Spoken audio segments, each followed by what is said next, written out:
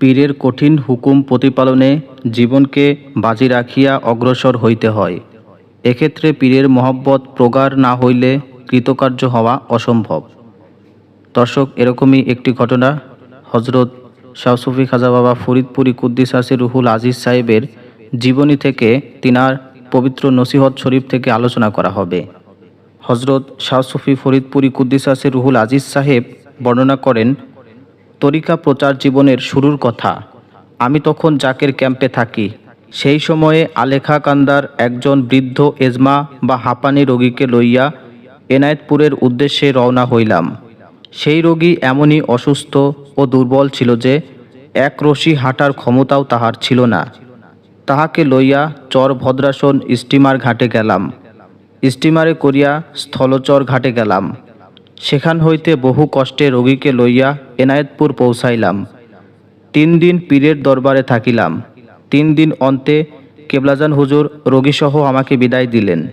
বলিলেন, রোগী লইয়া তুমি ফরিদপুরে যাও, রোগীকে তাহার বাড়িতে পৌঁছাইয়া দিবে। তুমি ব্যতীত এমন অসুস্থ রোগী কেহ লইতে সাহস করিবে না। পীরের নির্দেশে রোগীসহ দরবার শরীফ ত্যাগ করলাম। আল্লাহর কি ভেদ! আমরাও দরবার হইতে বাহির হইলাম, আর মুষলধারে বৃষ্টি শুরু হইল। এমত অবস্থায় কি করি? দরবারে ফেরত যাইব তাহারও উপায় নাই, কারণ তাহা হইবে আদবের খেলাফ।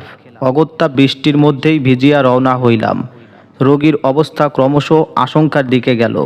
একে তো হাঁপানির রোগী, তাহার উপর বৃষ্টিতে ভেজা, ইহাতে রোগীর প্রাণবায়ু বাহির হওয়ার উপক্রম হইল।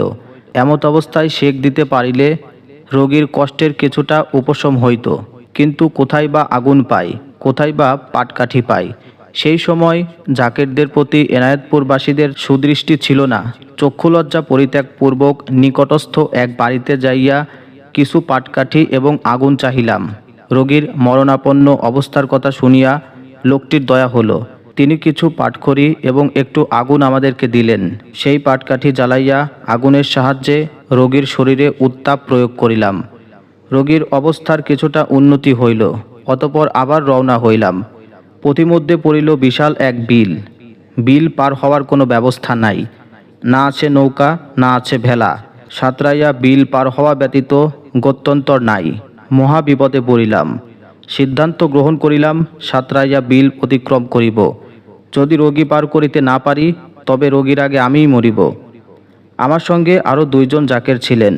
তাহাদিগকে বলিলাম যে, তোমাদেরকে আমি শক্ত করিয়া ভেলার মতো বাঁধিয়া দেই, অতঃপর তোমাদের উপরে রোগীকে শোয়াইয়া দেই। তোমরা রোগীসহ সাঁতার দিবে, আর আমি তোমাদের এবং আমার বিছানাপত্র সহ সাঁতার দিব। তাহারা রাজি হইলেন। অতঃপর তাহাই করিলাম। বহু কষ্টে বিল পার হইলাম। অতঃপর আসিলাম স্থলচর ঘাটের দিকে। এখানে আসিয়া দেখি আর এক বিপদ। ঘাটের কিনারে একটি বটগাছ। প্রতিদিন বটগাছের উত্তরে স্টিমার নোঙর করে, কিন্তু আজকে স্টিমার নোঙর করিয়াছে বটগাছের দক্ষিণ পার্শ্বে। বটগাছের দক্ষিণে নোঙরকৃত স্টিমারের নিকটে যাইতে ছোট্ট একটি খাল পার হইতে হইবে। খালটি তেমন চওড়া নহে বটে, কিন্তু ইহার গভীরতা ও স্রোত উভয়ই বেশি। ছোট্ট একটি নৌকা দেখিতে পাইয়া ইহার মাঝিকে বলিলাম, ভাই, আমরা বিপদগ্রস্ত, আমাদেরকে একটু উপকার করুন, খালের ওই পারে আমাদেরকে নামাইয়া দেন। লোকটি জিজ্ঞাসা করিল, আপনারা কোথা হইতে আসিলেন? জবাবে বলিলাম, এনায়েতপুর দরবার হইতে। ইহা শুনিয়া লোকটি বিরক্তির ভাব চেহারায় আনিয়া বলিল, আচ্ছা, আপনারা জাকের? আমি কোনো জাকের আমার নৌকায় উঠাইব না। আমি বলিলাম, আপনাকে 50 টাকা দিব, আমাদেরকে পার করিয়া দিন। জবাবে সে বলিল, 50 কেন, 500 টাকা দিলেও নহে। কোনো জাকের আমার নৌকায় উঠাইব না। উপায়ন্তর না দেখিয়া দৌড়াদৌড়ি শুরু করিলাম। একটু দূরে খালের পার্শ্বস্থিত এক জেলের বাড়ির উঠানে একজন বৃদ্ধকে কাজেরত দেখিয়া দৌড়াইয়া তাহার নিকট গেলাম।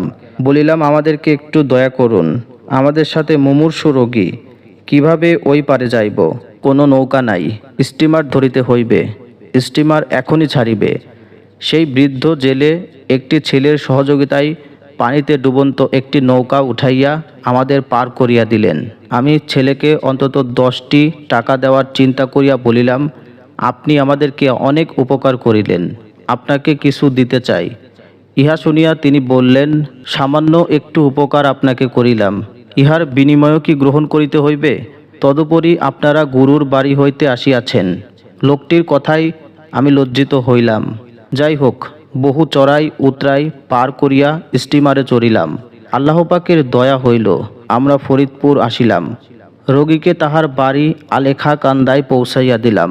কাজেই তোমরা বুঝিলে পীরের কঠিন হুকুম প্রতিপালনে জীবনকে বাজি রাখিয়া অগ্রসর হইতে হয়।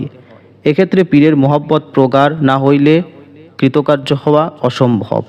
দর্শক, ঘটনাটি হুজুর কেবলাজানের নসিহত শরীফ আদাবুল মুরিদ থেকে নেওয়া হয়েছে। আসসালামু আলাইকুম ওয়া রাহমাতুল্লাহি ওয়া বারাকাতুহু।